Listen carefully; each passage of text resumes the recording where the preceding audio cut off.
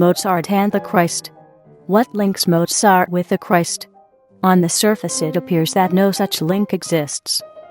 But if one looks beneath the surface, strong links come to light in a highly dramatic and revolutionary manner. Mozart was a revolutionary man in many respects.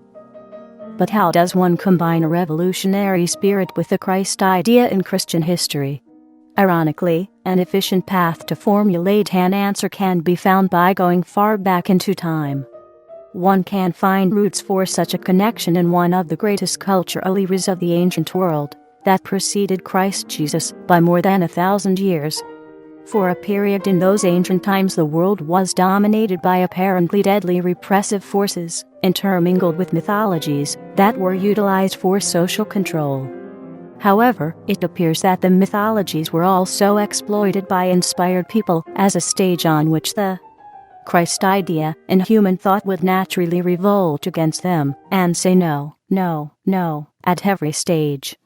On this path the repressive mythologies were unmasked as empty, fake, inhuman, and erroneous, and likewise the political forces that had exploited them. This pioneering work of unmasking the mythologies was done by the poet Homer of the 8th century BC, the author of the Iliad and the Odyssey, that are believed to be the oldest works of Western literature. He brings out the emptiness of the mythologies by illustrating that society's belief in them ends in great tragedies. In much later times Shakespeare extended the art of teaching spiritual principles with plays of tragedy, where calamities occur because critical principles are ignored. Shakespeare was saying in essence to society, "You fools, can't you see what happens when you go this path, where prudence would tell you not to tread?" Homer's exposure of the early Greek mythology may have been intended to have a similar effect. At least it should have had. In some degree it did, though too little of it has remained to our time. Zeus, the king of the gods, in Greek mythology, should be named the original depopulation god. Depopulation was his dream. It still is the dream of the rulers of the greatest empire in modern time. Zeus was not a friend of humanity, neither are the rulers of the modern empire. Zeus is a god who hates humanity, a god who does everything he can within his power to bring harm to humanity and prevent its self-development.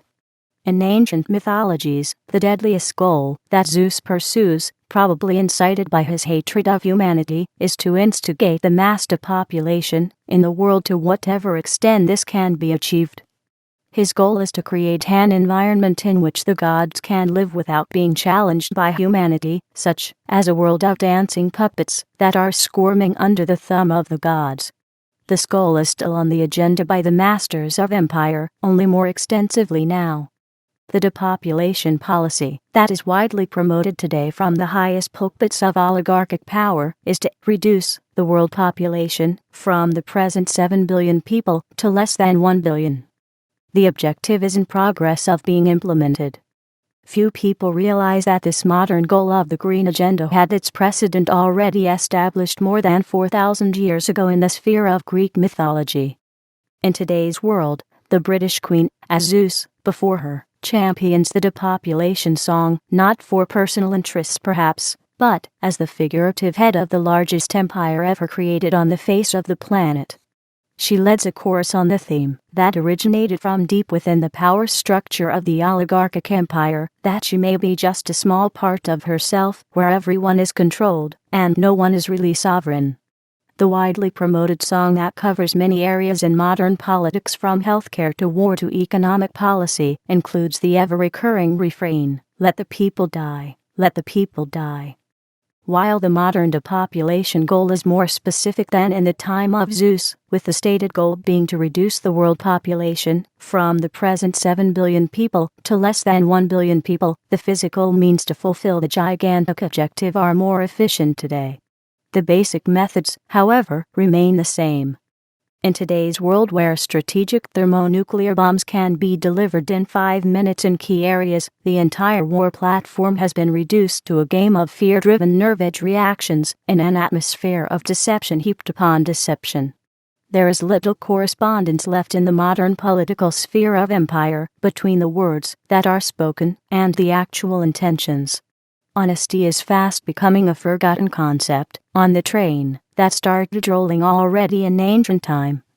How else, except by means of dishonesty, deployed as deception, would Zeus, the king of the gods in ancient times, be able to inspire humanity to depopulate itself? Zeus didn't have nuclear weapons, biological warfare agents, nor a ravishing, looting financial system that can break down civilization in a day, as we have now. Zeus had to do his thing the hard way, getting people to kill each other with the sword.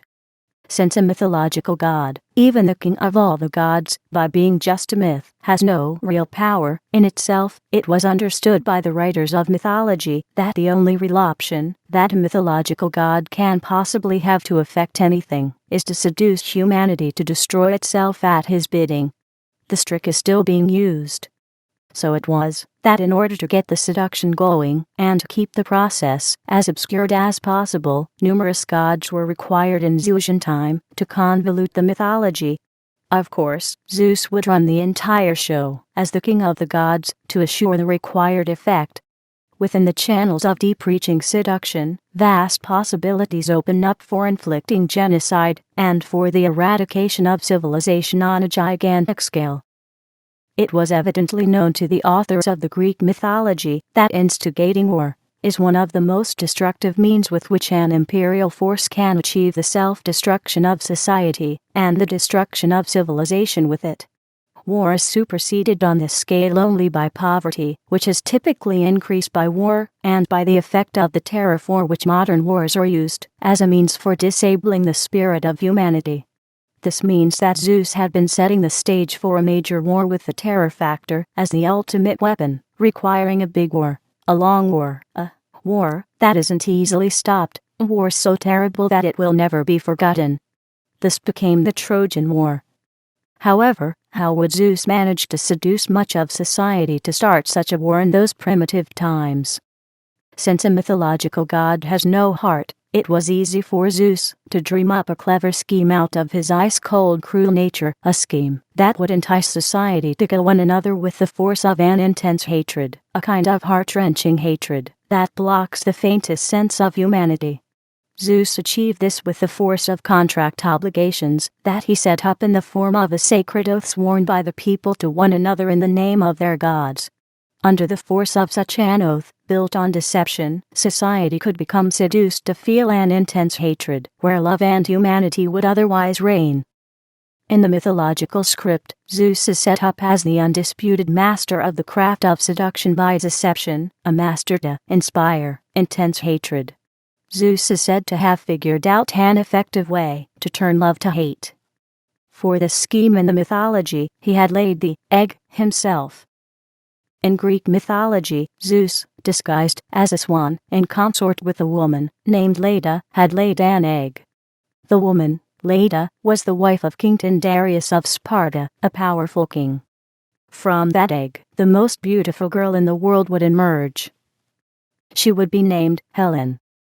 At the court of Sparta, Helen grew up to become indeed the most beautiful woman in the world, with an appeal that any man would fall in love with. Zeus needed this to be so for his plan to work. He needed to have the most desirable woman that ever was in his grasp. The entire plan depended on this. However, in order to get the plan off the ground, where Helen would play a decisive role, something else needed to happen first. For this, he hatched a supporting plot. The supporting plot was staged in the flow of a marriage feast between the goddesses Peleus and the goddess Thetis, a sea goddess. All the gods and goddesses appears to have been invited to the marriage feast, except the goddess Eris, the goddess of discord. Outraged by this insult, the excluded goddess stormed into the wedding banquet and threw a golden apple onto the table, on which it was inscribed, "To the fairest." The goddesses Hera, Athena, and Aphrodite each had reached out for the apple. Zeus didn't presume to have the right to judge who was the fairest of the goddesses in the sight of men. Thus, he ordered Hermes to lead the three goddesses to Paris, a prince of Troy, who at the time was still unaware of his ancestry.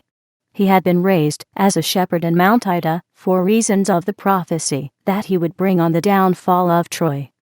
After bathing in the spring of Ida, the goddesses appear naked before Prince Paris. Since he was unable to decide between them, the goddesses resorted to bribes. Athena offered Paris wisdom, Hera offered him political power, and Aphrodite offered him the love of the most beautiful woman in the world.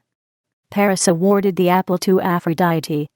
He saw in his mind a beautiful woman before him, with a smile grander than his dreams, and he was pleased with the promise. And so, with the resulting choice by Paris, the plan of Zeus sequenced on. In time Paris would discover that the face he has seen in his mind that day was the face of Helen of Sparta, the daughter of Zeus, and of King Tyndareus of Sparta. As time went on, Paris made his way to the city of Troy. There, he was discovered by King Priam as his son. However, their bond existed only in Paris' mind. The two lived worlds apart.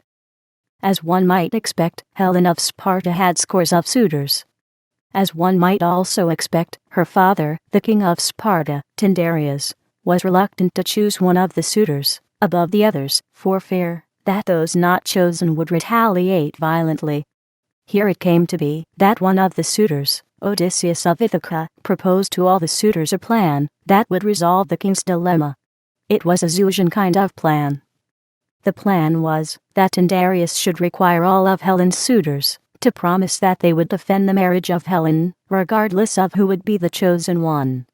The suitors eventually all agreed and swore the required oath before each other and the gods.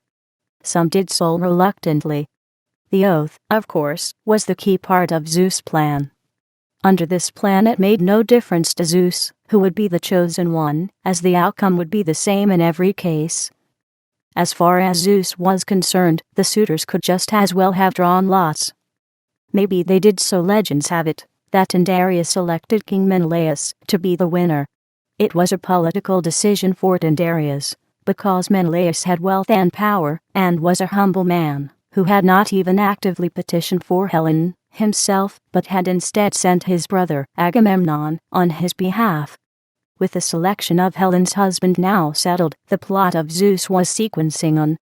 When Paris of Troy heard about the arranged marriage of Helen with Menelaus, the marriage of the woman who had been promised to him by Aphrodite, he traveled to the court of Menelaus, determined to abduct Helen from there and to bring her back with him to Troy. Paris arrived under the guise of a diplomatic mission. Right on the first day of his visit, while he was entering the palace of Menelaus, Helen was shot by the goddess Eros, otherwise known as Cupid, with her magic arrow. Consequently, Helen fell instantly in love with Paris, just as had been promised by Aphrodite. It was love at first sight.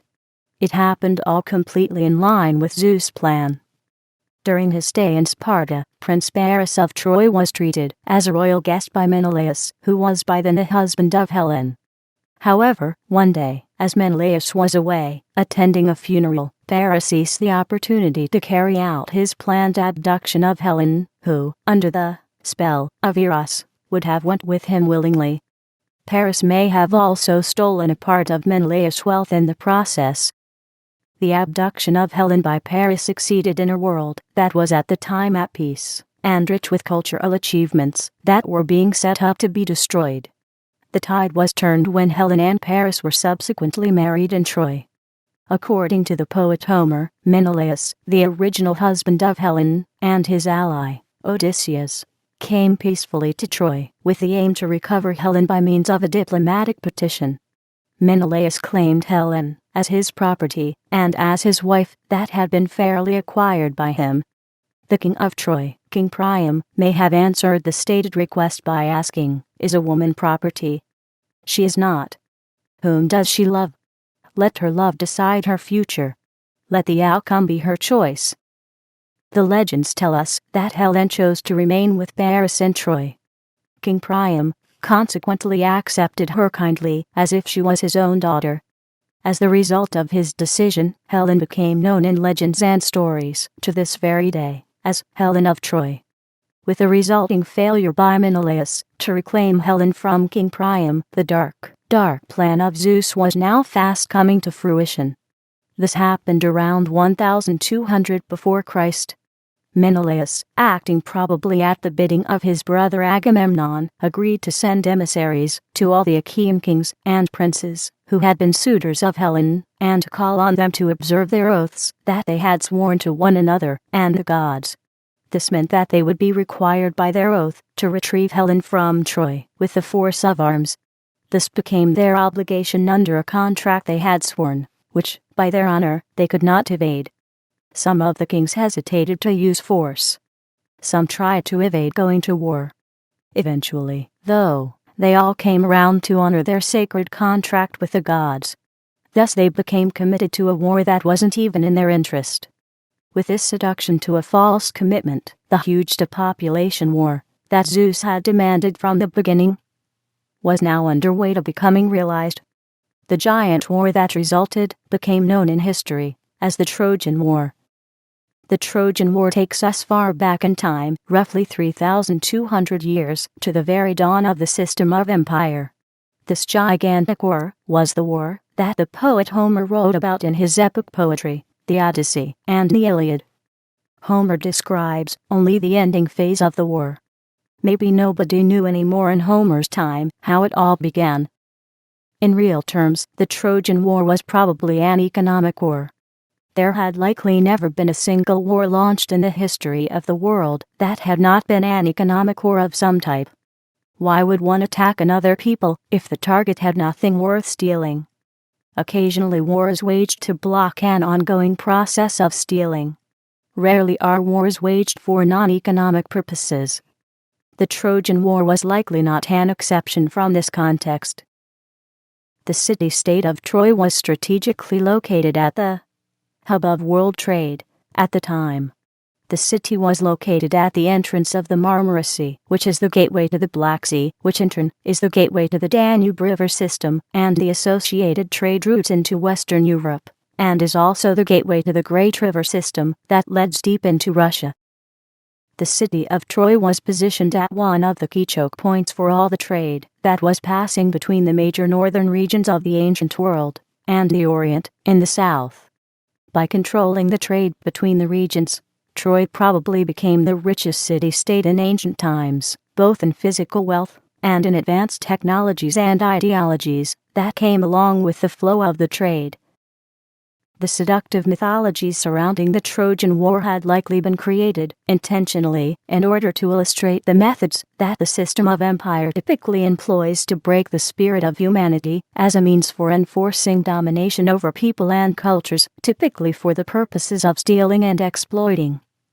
Name trade. Mythologies are used to guide people's beliefs into compliance. They have evidently also been twisted to serve as cover-up smokescreens to hide the causes for war. Thus, by untwisting the myths, the hidden causes for war can become known, which, by becoming known, can be prevented or blocked from ever being desired again. This is what Homer may have picked up and had put into writing, because between the Trojan War and Homer's time lay nearly 5 centuries of relative peace and advancing cultural development. A type of golden age of science, culture, art, humanity, beauty, even democracy, that began to develop and flourish, which culminated into what became known as the Greek classical period. Throughout this period, no major war on the scale of the Trojan War has occurred. Historians suggest that Troy had been destroyed by a gigantean military operation, gigantean for the time, with a siege that had lasted 10 years. Troy had been attacked by an alliance of roughly 28 kings, princes, and their allegiances. The forces were led by their respective kings. When it was all over, Troy was left in ruins.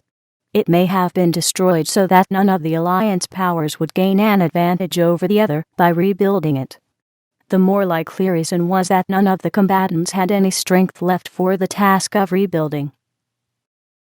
The Trojan War had been a type of world war that had been waged by contingents from mainland Greece, the Peloponnese, and the Dodecanese Islands, and by Crete, and by Ithaca.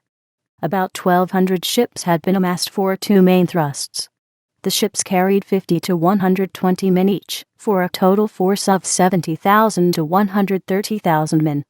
This was a gigantic force for the time. Legends have it that Troy had been so well fortified that it had not been defeated in combat even by this giant force, but that it was defeated in the end by strategies of secrecy and deception. It appears that deception became the preferred form for the operations of empire from this time on, as it remains the key strategy in our time. The deception tactic in the case of Troy is known today as the Trojan horse. After the fruitless siege by the Greeks, lasting 10 years, the Greeks finally resorted to the one method that matched the method of Zeus, the method of deception. They constructed a gigantic wooden horse, and hid within it a select force of fighters, then left the horse behind and sailed away, hiding in the shadow of some islands. The Trojans regarded the horse as a victory trophy, or as a token of defeat acknowledged by the Greek.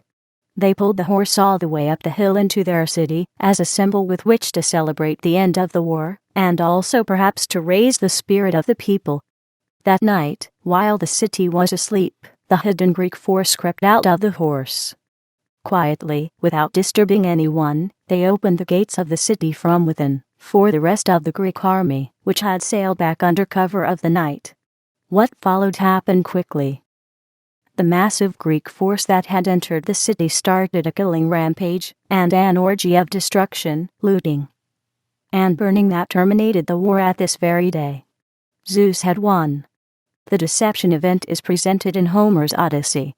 Whether it all happened the way it is reported, or whether the horse story is but a tale, is unknown. It is more likely that some of the Greeks had infiltrated and had opened the gates one night. Infiltration and deception remains a key element in modern irregular warfare that is widely used by the masters of empire. It is also possible that the story of the Trojan War by Homer is but a collection of war stories and war strategies of heroics, horrors, deceptions, and inhumanity. A modern example of destruction by deception is found in the fall of the Soviet Union. The Soviet Union was dissolved by traitors acting from within. They had been coerced by so many golden promises from the West to dissolve their union.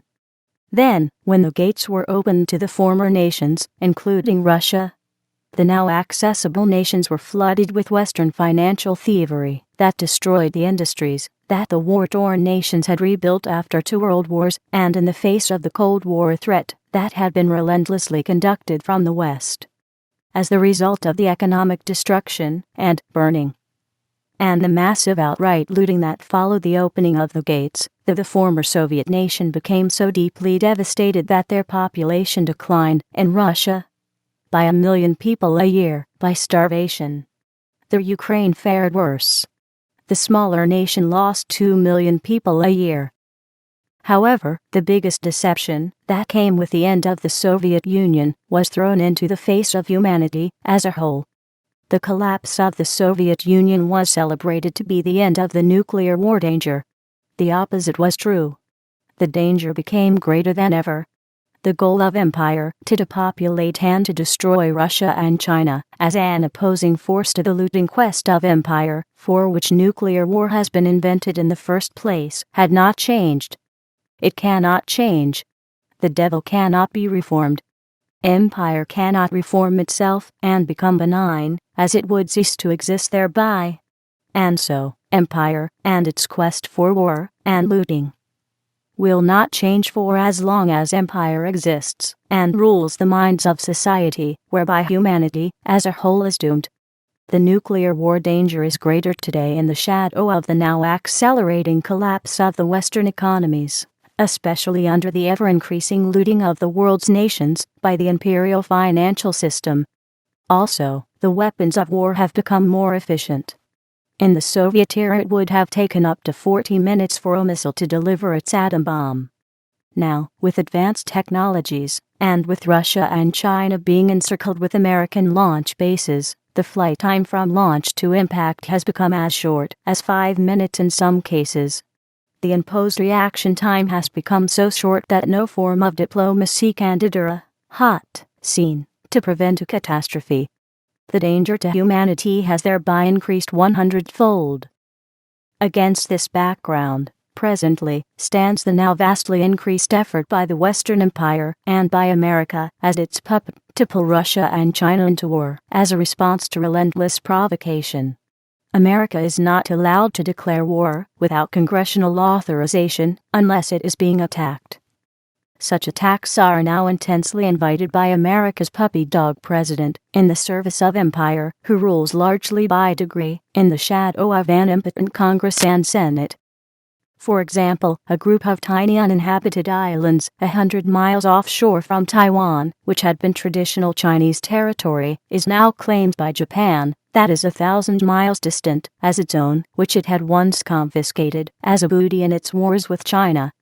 The lingering dispute is now being utilized for a threatening posture against China, with the USA declaring that if a single Chinese person was to set foot on any of these rocks in the sea, the USA, which is located more than 10,000 miles away, would regard this act a declaration of war against it under its contract obligations with Japan, suggesting that the USA would respond accordingly with war, which the NATO countries would likely be obliged to participate in.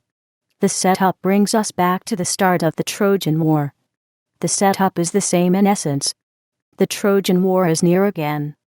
This means that a hair-trigger standoff is presently staged at the gate to a worldwide nuclear war, because it is not possible for the USA to wage a war against China, in the conventional sense, with its non-existing strength to be drawn from its broken-down economy. Only America's far-flung nuclear war capability still exists.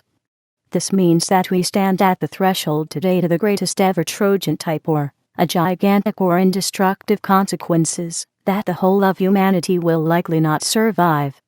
America's war president, the little puppy dog Nero president, sings his appointed London songs well, with the ever-repeating refrain, "Let the people die." But will humanity let him have his way? In the course of the Trojan War, in ancient times, many of the once great kings and heroes of Greece, who had devoted their life to the battles of insanity, had perished in the ensuing processes of war, together with countless men, women, and children. Of those who had survived the war, some perished in the aftermath. King Agamemnon, for example, the brother of Menelaus, ended up being murdered by his wife on his return from the war. Agamemnon had killed his daughter Iphigenia as a human sacrifice to the gods in order to keep the war on track. His wife made him pay for that on his return. 8 years into the war, after a storm had scattered the ships of the Greek fleet, the Great Fleet was reassembled, a fleet of more than 1,000 ships. At this point the wind ceased so that the ships could not sail.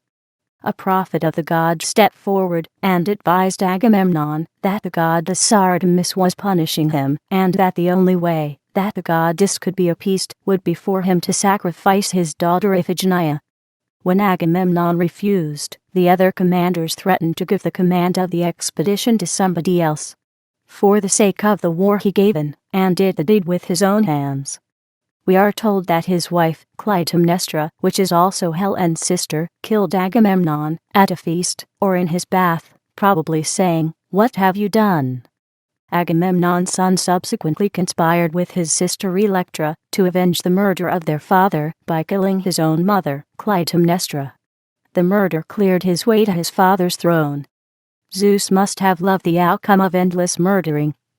As if the war itself had not been murderous enough. If this was Zeus' sentiment, it was shared in modern times by the celebrated pacifist Bertrand Russell of the British Empire, the famous pacifist of the grave, who lamented that wars do not kill enough people, even the big wars, so that a pandemic plague should erupt once in every generation to prevent humanity from becoming too populous on the earth.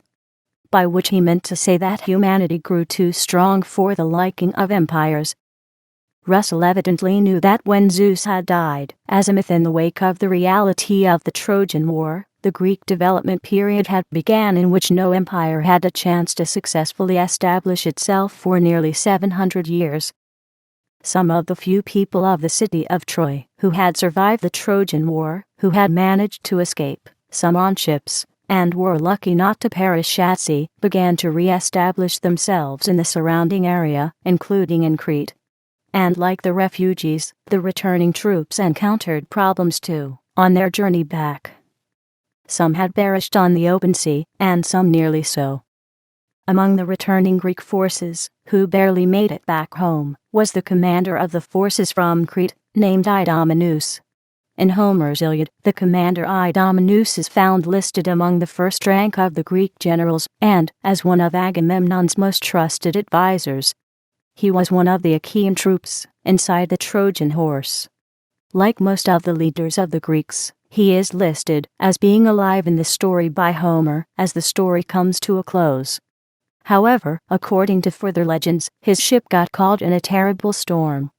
In desperation, Idomeneus promised the god of the sea, Poseidon, that, if he would spare his life and save the ship and the crew, he would, in exchange for his life being saved, sacrifice to Poseidon the first living thing he saw when he returned to shore. As the legends have it, the first living thing that he saw on the beach was his own son, whom Idomeneus dutifully sacrificed. As the gods were angry at the murder of his own son, they sent a plague to Crete. The Cretans in turn took Idomeneus and sent him into exile, where he died. Here the interface with Mozart begins. Mozart's opera, Idomeneo, picks up the story. As if in an attempt to heal history itself, Mozart does not allow the commander, now named Idomeneo, to kill his son. There would have been no redeeming value in that. Instead, Mozart stages a 3-hour drama of deep-reaching struggles, of searching to find ways for Idomeneo to get out of his contract with Poseidon that he had foolishly entered into, or believes he had entered into. Mozart's opera also picks up Electra from the legends, the woman who had conspired with her brother in the killing of his mother, who had murdered Agamemnon for his sacrificing of his daughter to advance the war. In the opera, Electra came to Crete. The other main character that Mozart's opera picks up from the legends appears to be Helen of Troy, now under the name Ilia, who we are told in the opera is the daughter of King Priam of Troy. The main Ilia suggests that she is originally from the Illyrian region, that included Sparta. This suggests that she may be Helen, a daughter of Sparta, who is also seen by the king of Troy, like a daughter. In the opera, a 3-hour drama unfolds between Ilia, Electra, Idomeneo, and his son Idament. It becomes a struggle for life, freedom, and for a victory for humanity over self-imposed slavery to the gods and their contracts. Each one of them becomes elevated in the struggle to the status of a human being. Each one grows up. It is here where we find the connection of Mozart with the Christ. Zeus conspires in the mythology with a hatred of all that is good, to dissolve love and humanity, to break the glue that binds civilization into one single package, and turn the residue into ashes by hate, a hate so fierce that it opens the floodgates to the most devastating wars that can be devised, like the Trojan War, in the ancient world. On this path, the mythological Zeus had succeeded in times past. He had succeeded in the legends with the 2 love-binding contracts that are designed as a trap, chosen by the victims by their own volition, who are coerced by false honor to commit themselves to their own self-destruction. This mode of operation by the masters of empire is still being pursued to the very day. The contract, designed as a trap, still rules the world, and it still remains a deadly trap for the victims. Mozart says the opposite. Mozart proclaims that hate is not legitimate. He reaffirms that the glue that holds civilization together is love, love that denies the creatures of Zeus. Of course, love as an expression of the lateral nature of humanity, love as an expression of the principle of universal love, and acknowledging our common humanity, is inherent in all, as an element of the Christ. In this context, Jesus was not the Christ, but the foremost exemplar of it. An exemplar of the divinity of humanity, of something that is inherent in all humanity, something that brings us together, something that needs to be discovered in ourselves and be developed. Mozart says to humanity, the self-development of yourself can be done, you can do this, and you will do this when you are honest with yourself. Against this glue, the Christ idea in the heart of humanity, which is the glue of civilization, the machinations of the masters of empire are but myths with no inherent effects. The power of the Christ within you, when it is nurtured to unfold, takes the steam out of hate and dissolves the terror scene of hate into a human scene powered by love. The Christ is a spiritual concept. However, its principle, as any principle that is real, is universal. And being universal, it is found universally expressed in all aspects and all times. It is even expressed in nuclear physics. An interesting parallel comes to light here. In nuclear physics, an atom is an intelligently created construct consisting of a swirl of electrons that is creating an apparently solid form in empty space. The constructed form is 1,000,000 times larger than the electrons that create the construction. At the center of it, the atom has a large nucleus that is nevertheless 100,000 times smaller than the atom itself. The nucleus is needed as an attractive force for the dynamic dance of the electrons. The electrons carry a negative electric charge. The nucleus that holds the electrons in their dance is made of protons that carry a positive electric charge. In electrodynamics, unlike polarities attract each other. By the same principle, like polarities repel one another. This electric repelling force of like polarities is essential for the electrons in their dance, as it prevents them from colliding that would cause havoc in the atom. However, in the nucleus, the repelling force is not desired. It would explode the nucleus apart. The opposite is needed. In order for the atom to function, the nucleus needs to be held tightly packed together, rather than repelled apart. The universe accomplishes this feat with a type of glue that counteracts the repelling force. The glue consists of neutron particles that are electrically neutral. They have no electric polarity whatsoever, but they have a strong binding quality that prevents the protons from repelling each other. It is interesting to note that the neutron particle gains its existence only within the nucleus of an atom, where it fulfills its critical function. It exists only as a part of the package that it thereby enables. If a neutron is split away from the package, the neutron decays rapidly and becomes a proton. This means that it is not possible for an atom to exist except as a complete package. The glue that holds the protons together is a part of the package, of a dynamic package. Within the package, the neutron fulfills a critical role. Outside the package, the neutron is inconceivable. It simply doesn't exist. In this model of an atom, we see a spiritual model coming to light, where everything exists as a single package. The package is called civilization. The protons are humanity. The glue that holds the nucleus together is called the Christ. If it wasn't for the service function provided by the neutron, not a single element in the periodic table would exist, and consequently the universe would not exist, except in the smallest atomic form with a proton count of 1, the helium gas atom, that has just a single proton in its core, and doesn't need any glue. For everything else, the function of the glue is absolutely needed. It holds the universe together. In like manner, civilization, except in its most primitive form, is inconceivable without the Christ, in the middle of it all, as the glue of the package. The term Christ can be seen as a summary term for all the divine qualities that are typically recognized as attributes of God reflected in the heart and soul of humanity, such as love, spirit, life, intelligence, truth, beauty, joy, and so on, which cannot be measured, which cannot be weighed, but which are so substantial that civilization would collapse without them. In this context, the concept of the Christ has no meaning outside the package, nor can the package be conceived without it. Here we get back to Mozart and his opera, Idomeneo. In civilization, the glue that is in the heart and soul of humanity is most often recognized as love. Without it, civilization would fly apart. It is a part of the package. Without love, civilization would disintegrate and humanity perish. Huge projects are still underway to prove the point that without love, civilization is in extreme danger of being blown apart.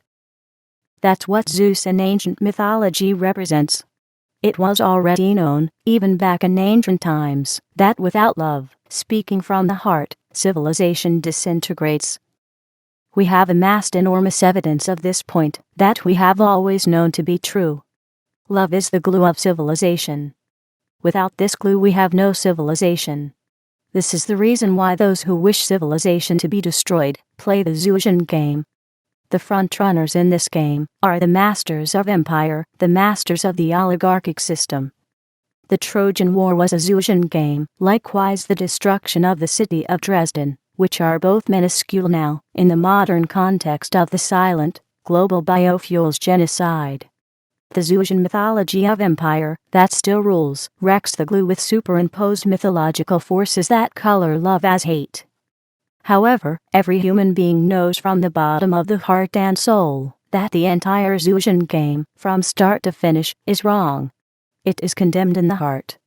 Mozart gives Idomeneo the task to work himself out of the mythological trap that condemns humanity, but is itself condemned from the heart.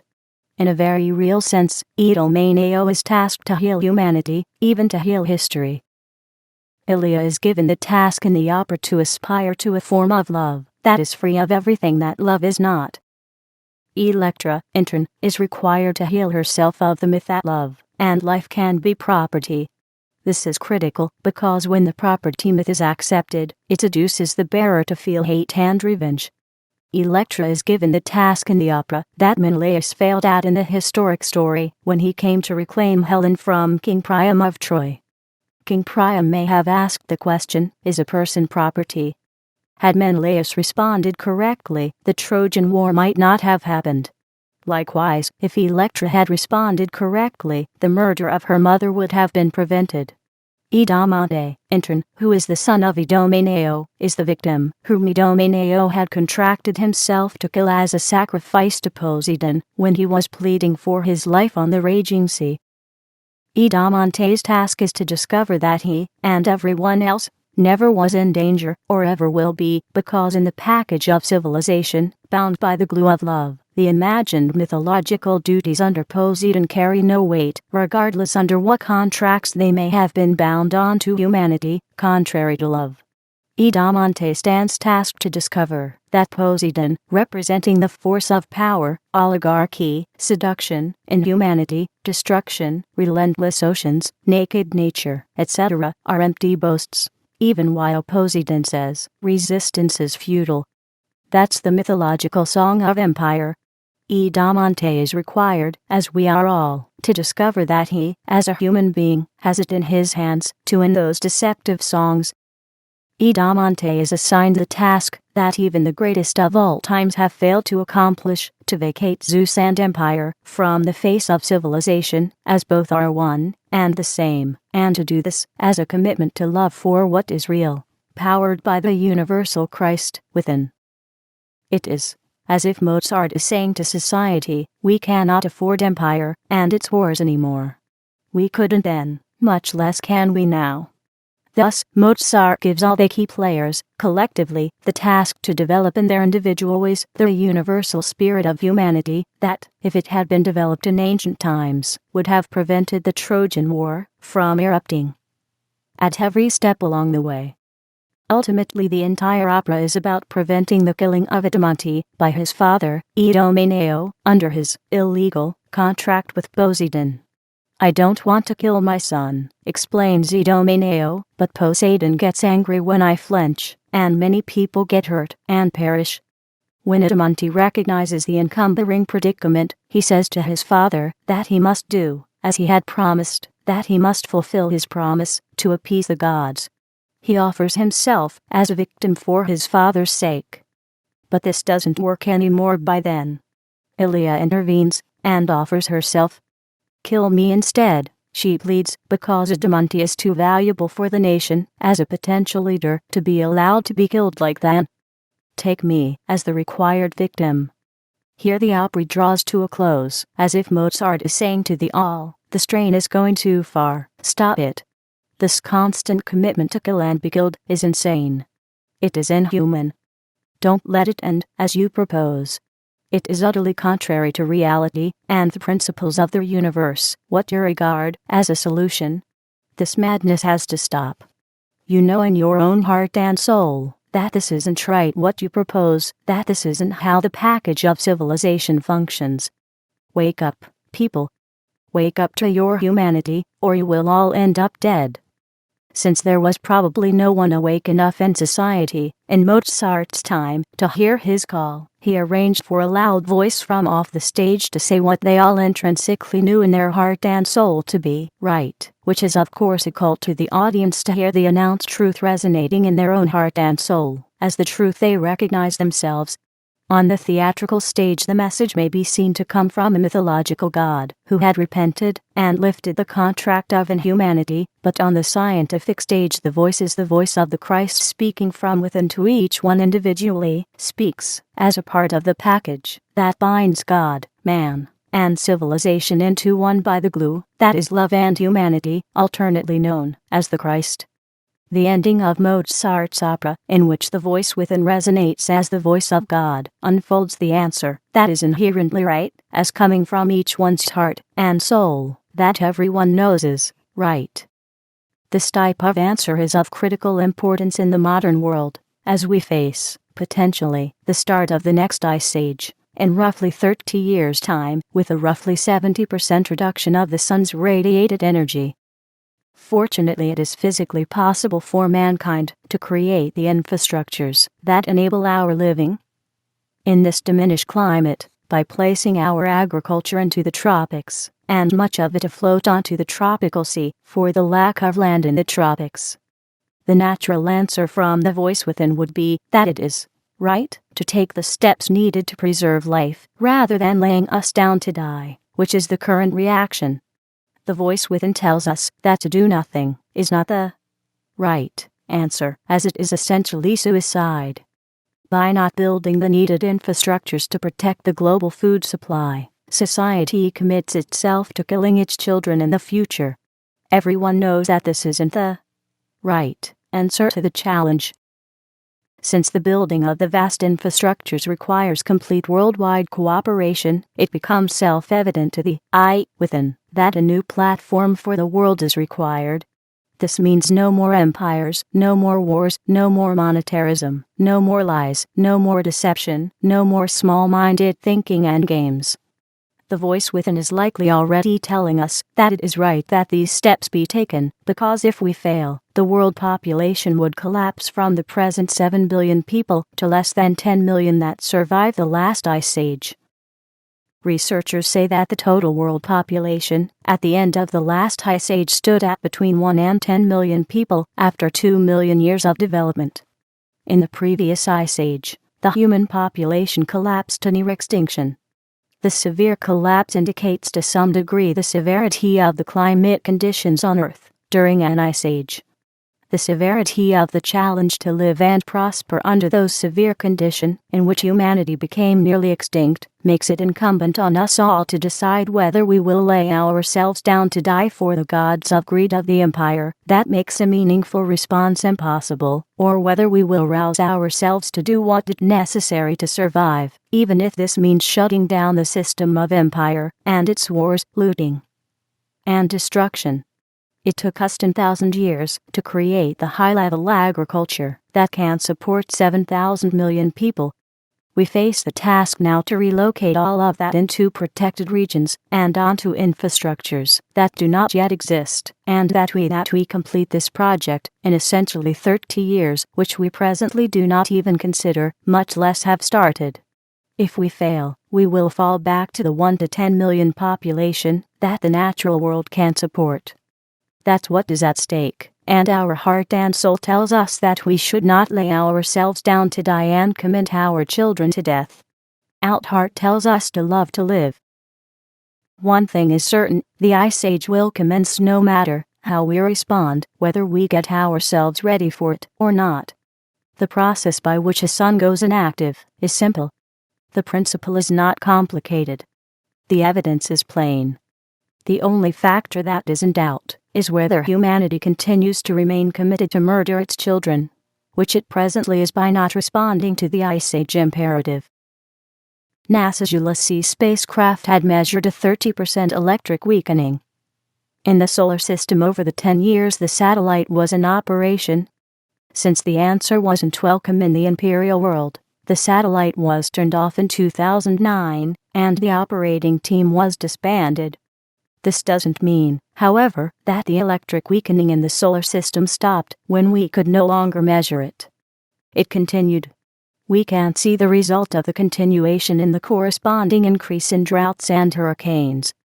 Today, in 2014, a mere 5 years after Ulysses was disabled, increasing drought conditions are experienced all over the world, some so severe that it created emergency conditions in key areas that depend on irrigation, such as the California drought emergency.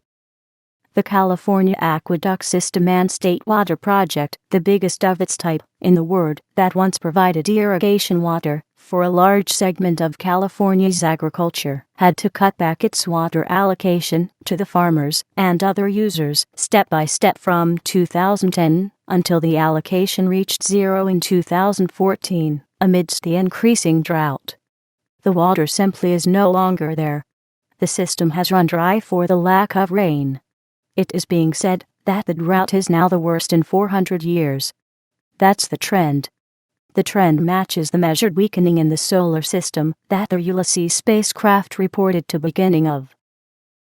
We are presently at the beginning of a dynamic transformation that is poised to escalate over the next 30 years till the sun goes inactive, with ice age conditions developing almost immediately.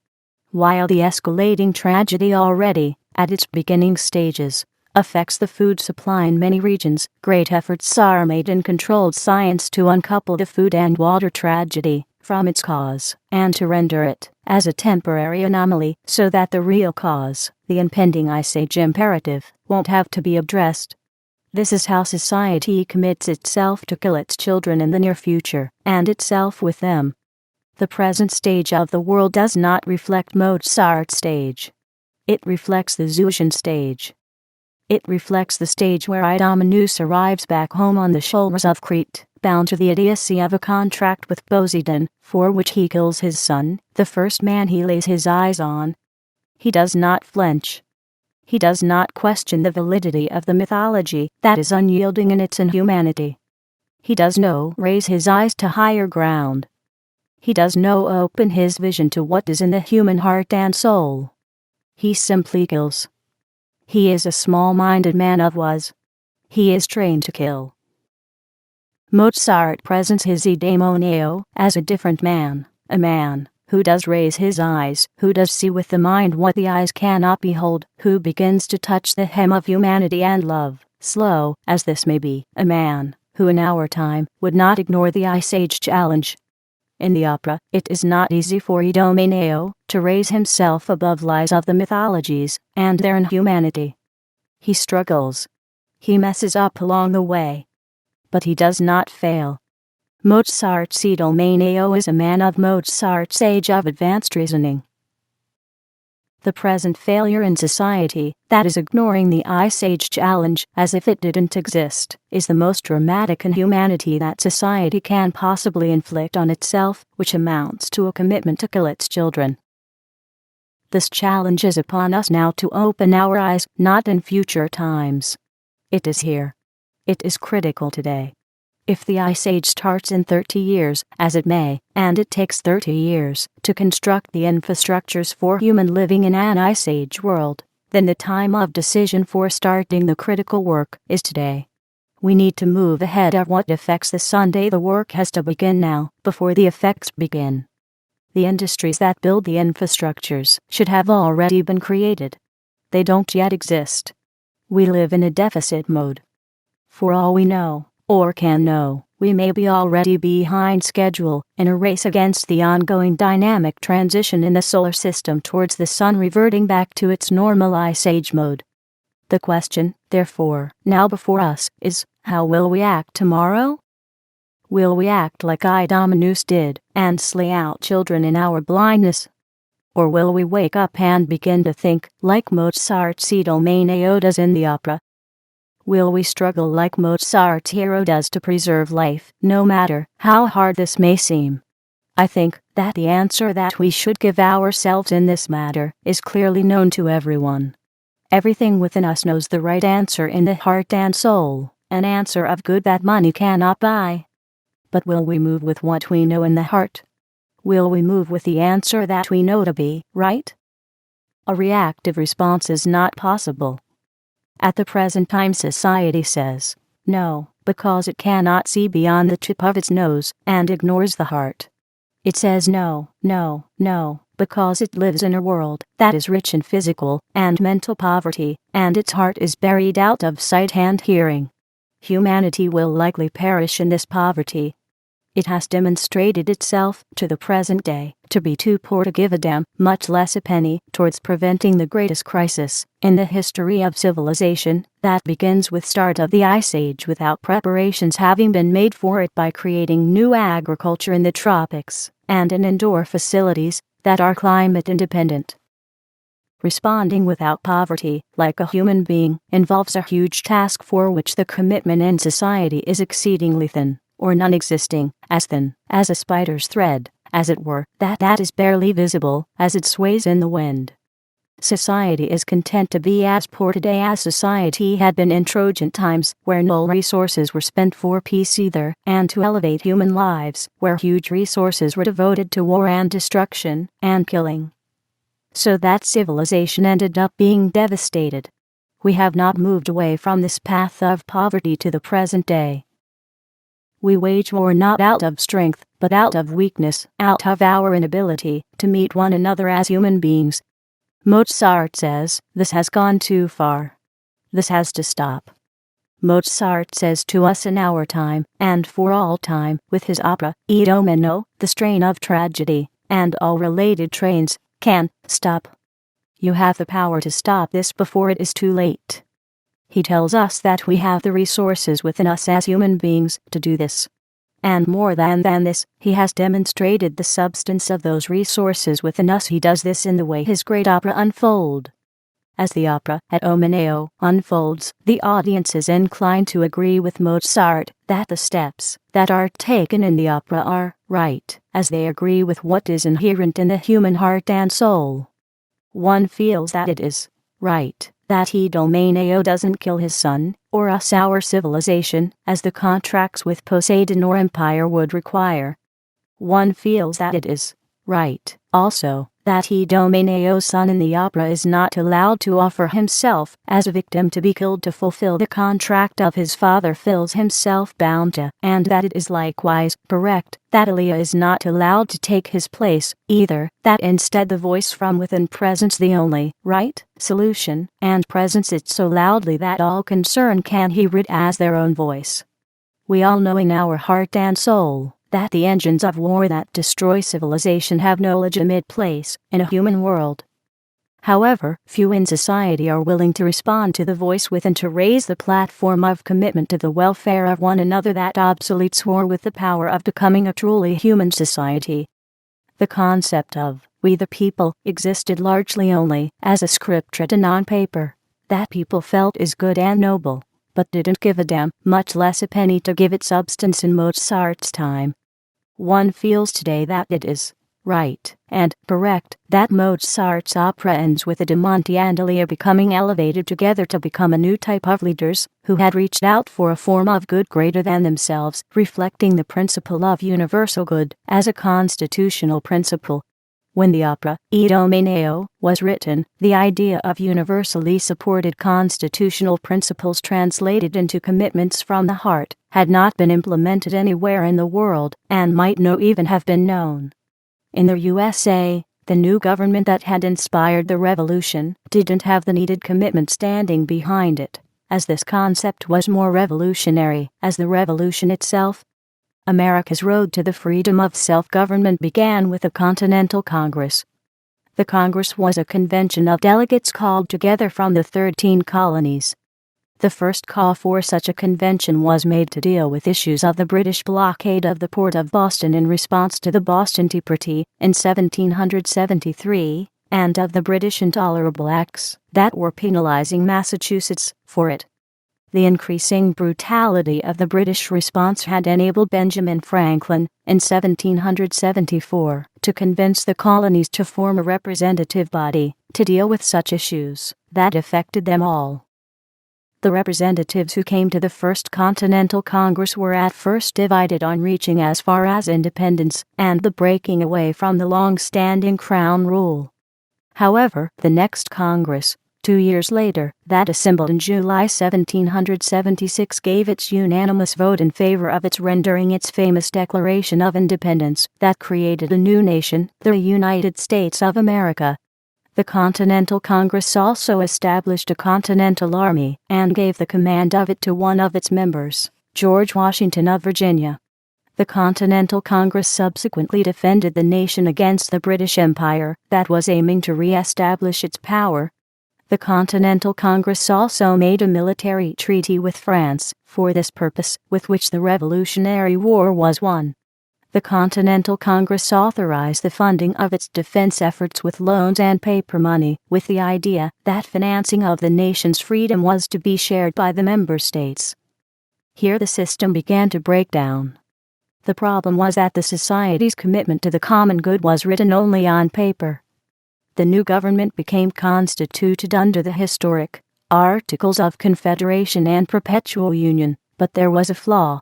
In the words of George Washington, the problem was no money.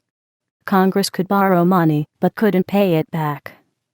Not a single state actually paid up on their commitment in honoring the financial burden translated into allotted taxes. Some paid the interest of the borrowing, or parts of it. Some paid nothing at all. By 1786, the United States was bankrupt and began to default on outstanding debts as their dates came due.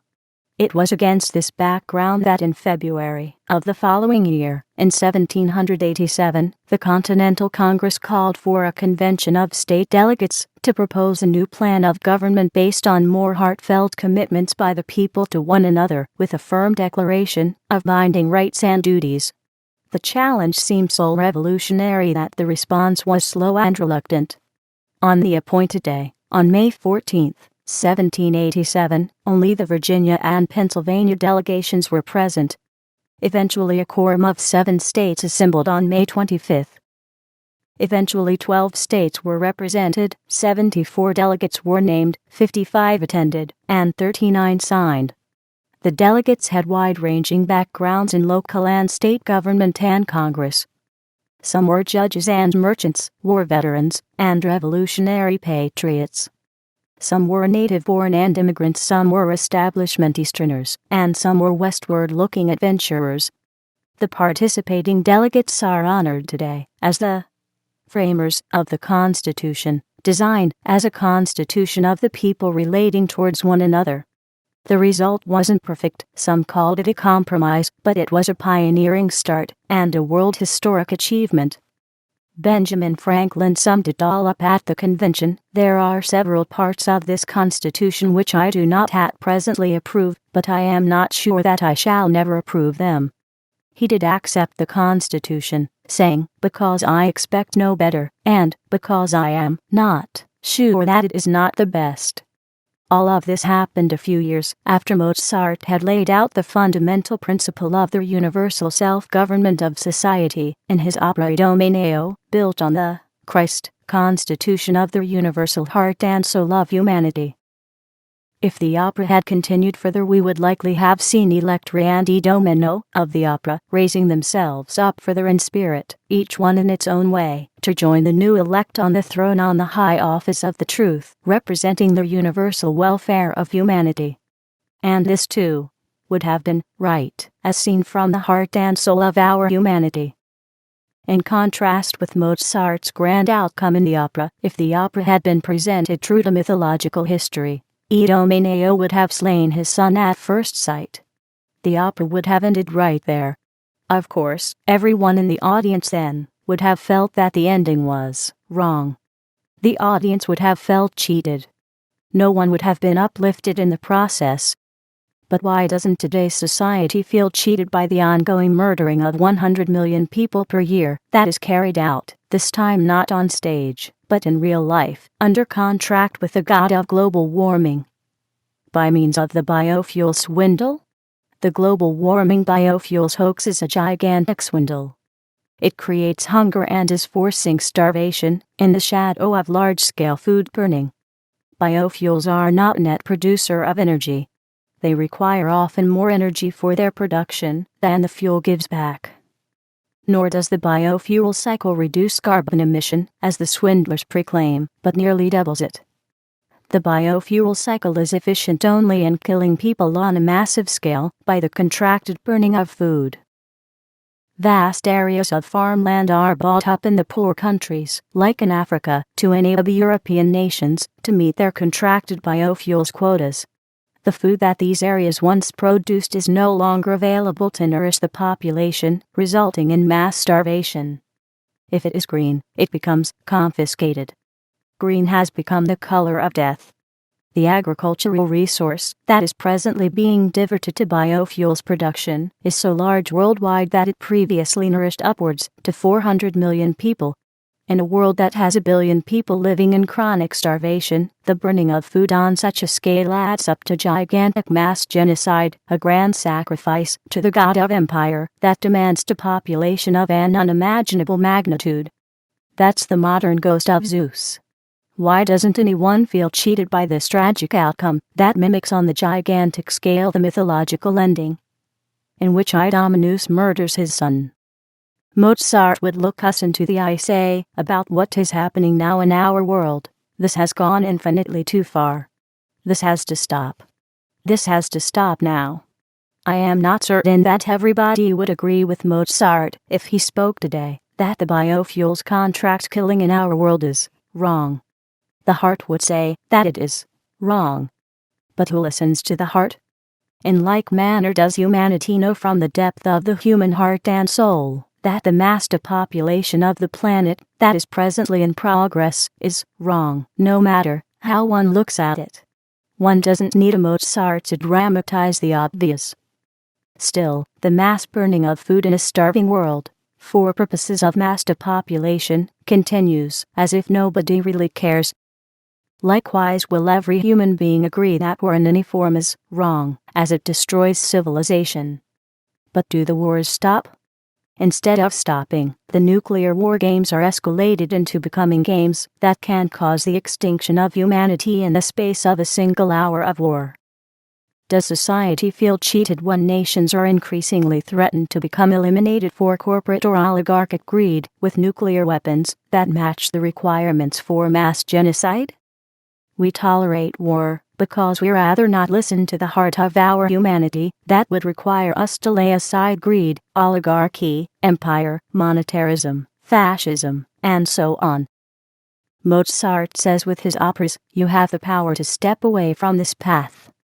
You have the resources within to do what is right and to win the struggles involved to strengthen civilization and put the sword where it belongs, where it is cherished, into the heart of the system of empire.